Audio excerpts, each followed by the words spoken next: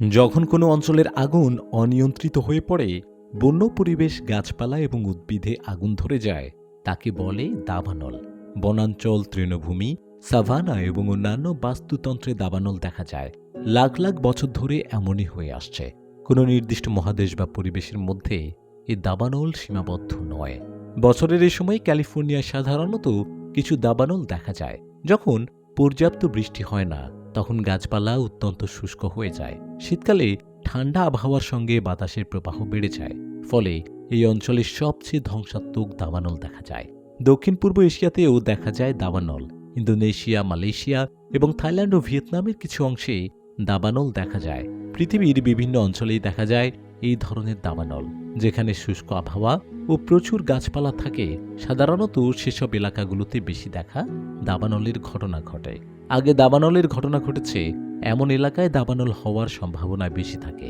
যুক্তরাষ্ট্রের California, Orion, Washington এবং Nevada ও অ্যারিজোনার কিছু অংশ দাবানলের জন্য পরিচিত। এখানে শুষ্ক গ্রীষ্ম, তীব্র বাতাস এবং বিস্তৃত বনাঞ্চল থাকায় দাবানলের ঝুঁকি অনেক বেশি। অস্ট্রেলিয়ার দক্ষিণ ও পূর্বাঞ্চলে গ্রীষ্মকালে মারাত্মক দাবানল দেখা যায়। দেশটির ইতিহাসে ভয়াবহ দাবানলের ঘটনায় তালিকাও বেশ দীর্ঘ। এছাড়াও স্পেন, পর্তুগাল, ইতালি এবং গ্রিসের মতো দেশগুলোতে গরম ও শুষ্ক গ্রীষ্মকাল হওয়ায় প্রায়ই দাবানলের ঘটনা ঘটে। বন নিধন ও জমি পরিষ্কার করতে মানুষের নানা কার্যকলাপের কারণে ব্রাজিলের অ্যামাজন অঞ্চলে দাবানল ঘটে। সাইবেরিয়া এবং রাশিয়ার কিছু বনাঞ্চলে গ্রীষ্মকালে দাবানল লাগে, বিশেষ করে যখন গাছপালা খুব শুকিয়ে যায়। দক্ষিণ পূর্ব এশিয়াতে যে ধরনের দাবানল সংঘটিত হয়, তার সাথে চাষের জন্য জমি পরিষ্কার করতে ব্যবহৃত স্ল্যাশ অ্যান্ড বার্ন পদ্ধতির সঙ্গে সম্পর্ক রয়েছে। তবে ভারতীয় উপমহাদেশে দাবানলের ঘটনা বিরল হলেও অতীতে ভয়াবহ সব দাবানলের ইতিহাস রয়েছে। 1995 সালের কথাই ধরুন না, ভারতের উত্তর পূর্বাঞ্চলে হিমাচল প্রদেশে ভয়াবহ অগ্নিকাণ্ডে প্রায় 7 লক্ষ হেক্টর বনাঞ্চল পুড়ে নষ্ট হয়ে যায়।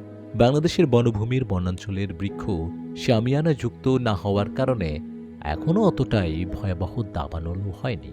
তারপরও দাবানলের বেশিরভাগ উপাদান বনাঞ্চলে রয়েছে বিধায় অসতর্ক হলে চলবে না। মানুষের আগমনের আগে দাবানল প্রকৃতির একটি স্বাভাবিক অংশ ছিল। দাবানল গাছপালা এবং প্রাণীদের জন্য একটি গুরুত্বপূর্ণ ভূমিকা পালন করে। দাবানল নতুন গাছপালা জন্মানোর জন্য জায়গা তৈরি করতে পারে এবং প্রাণীদের খাবার এবং আশ্রয় প্রদান করতে পারে।